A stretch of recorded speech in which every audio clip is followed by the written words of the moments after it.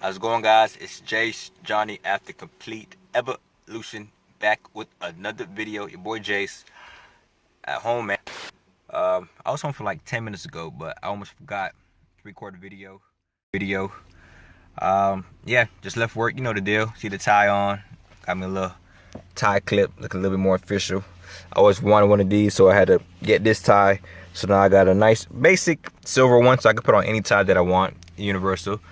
Yeah, man. So tomorrow, today was day, one of the last days of us going on the floor. So we had some coaches coming in.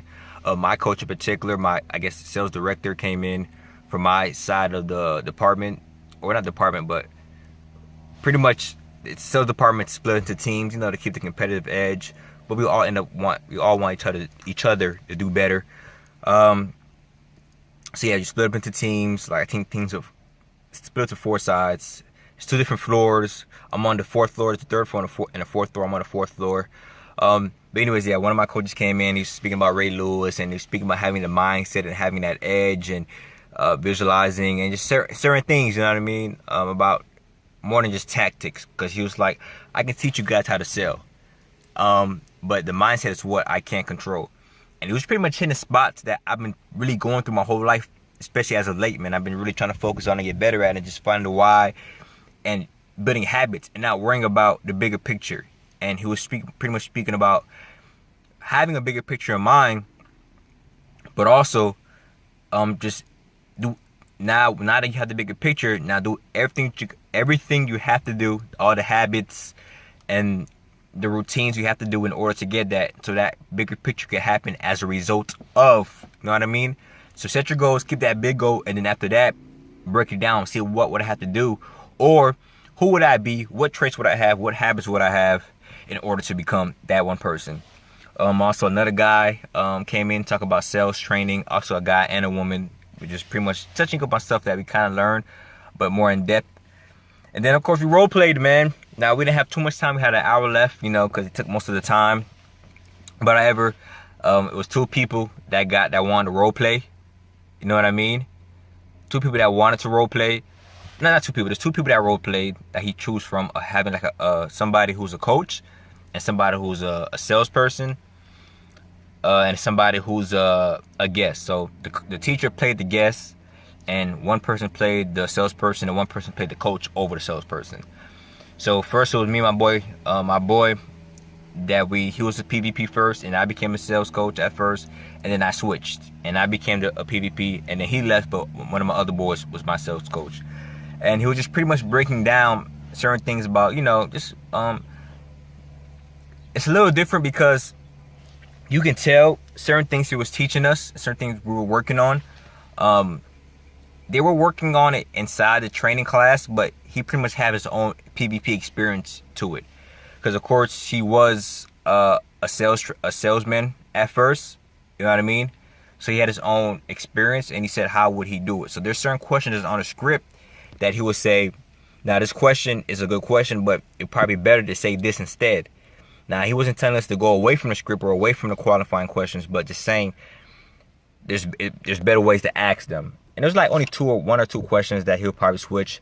And then of course talking about how to create urgency so the guest can book, and also finding pain points to create leverage when a guest has overcoming objections, or when a guest wants to say, oh, I don't have money, or I gotta speak to somebody, or, you know, I don't feel like it's the right time. And using what you gathered, the information you gathered, and pretty much my boy was teaching me this from my boy that lives in Georgia right now. He was teaching me this when I was trying to apply for the other sales company, and when I was training for the interview, and he was already teaching me about, you know, creating a list of like hot pain points or whatnot, and just creating a personalized product or service based on what that person told me. So based on what that person needs, and then when they have an objection, pull it up from him, and then use it as leverage to work to handle that objection. So my boy was teaching me that already. But yeah, it was good to refresh it. And then I ended up role playing in front of the whole class. And, you know, I'm okay with that because I kind of like the pressure on me. I kind of like people looking at me, not because I want the attention, but like because I feel the pressure, I feel the tension, I feel the anxiety, you know, not attention, tension. Like I feel the tightness in my body, and sometimes I might speak too fast or I get like fluttered in my head. But I did a pretty good job based on what my trainer, my class teacher told me, and based on what the sales coach told me. And he said I did pretty good, man. He kept stopping me. He's like, man, that's another good thing that he did. And there's another good thing that he did. And he's also doing this and also doing that. And some of the things I was doing just off of instinct, just doing it just to do it, out of habit, I guess. But also just like watching from other people's and just practicing on my own. And he looked at me, shook my hand at the end. He's like, yo, you're going to be really, really good at this, man. If you just keep getting better. And I said, okay, appreciate it. And that's okay. You know what I mean? I'm glad. I kind of felt good. I kept smiling about it. Because I guess, I don't know, man. I kind of do like having recognition for things. You know what I mean? I guess like a blessing and a curse. Because sometimes you can also live for people's opinions or whatnot. And you know what I mean? But in all, I did pretty good, man. And it just showed me when you practice this, you get better, man. Practice improves. Now, some things I got to work on was creating urgency. Depending on the situation. In my situation, it was a little different, but he kind of like paused me for a little bit because I was in a different situation. But he said if I was in another situation, he would do this. How about what is called, relax, Sean. What is called an alternative close. You know what I mean? So would you rather have this or this? You know what I mean? You know, explain yourself and say I have this or this, and just things like of that sort. So I'm gonna go home and try to write down different alternative closes, not alternative closes, but like different ways to create urgency. Different ways to create urgency, and just practice on that, man. We got a nice potluck tomorrow, a nice party tomorrow. We're gonna just because it's our last day, our graduation day, I guess you want to call it.